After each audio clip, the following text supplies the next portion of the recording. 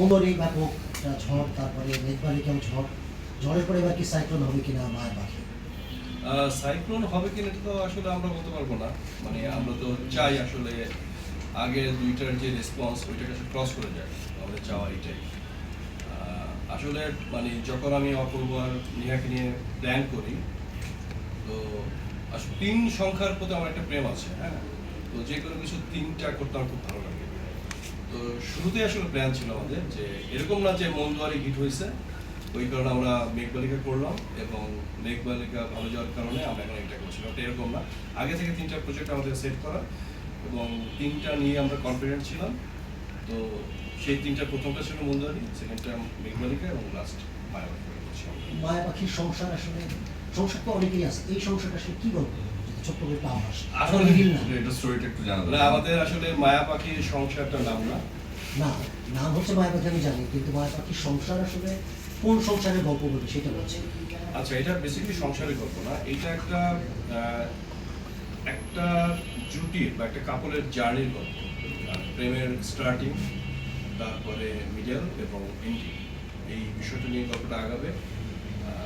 প্রেম আছে, সংসার জীবন আছে এবং সাথে অ্যাম্বিশন, আরও অনেক বিষয় আছে, এটা বলতে চাই না আসলে, বললে আসলে গল্পটা ডিসক্লোজ হয়ে যাবে। কতবার শুটিং হয়েছে এবং বাকি কবে শেষ হবে, কবে নাগাদ দেখবে? শুটিং 10 days, তো আজকে 3rd ডে, তো 30% বলে যাবে। কবে দেখবে? Actually 30% maybe offer the best. আমরা দেখতে চাই, আমাদের টার্গেট হচ্ছে নভেম্বরে রিলিজ দেওয়া। এই নাটকের শৌখিনদের কাছে কারো কি প্রশ্ন আছে? জি।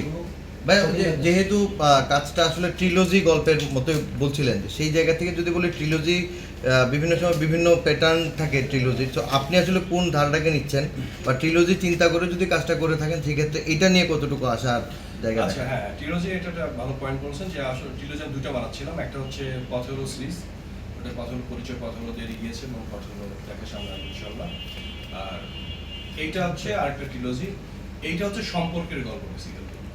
পথেরো সিরিজটা ছিল হচ্ছে travel based, travel and love, আর এটা হচ্ছে সম্পর্ক, মানুষের জীবনের যেই পরিবার এবং এই সংক্রান্ত যে বিষয়গুলো থাকে, এটা নিয়ে আসলে গল্পটা। এই সম্পর্কের গল্পে কেন এই জুটি, আর এই ট্রিলজিতে কেন অপূর্ব কিনা অন্য কেউ করতে পারবে না?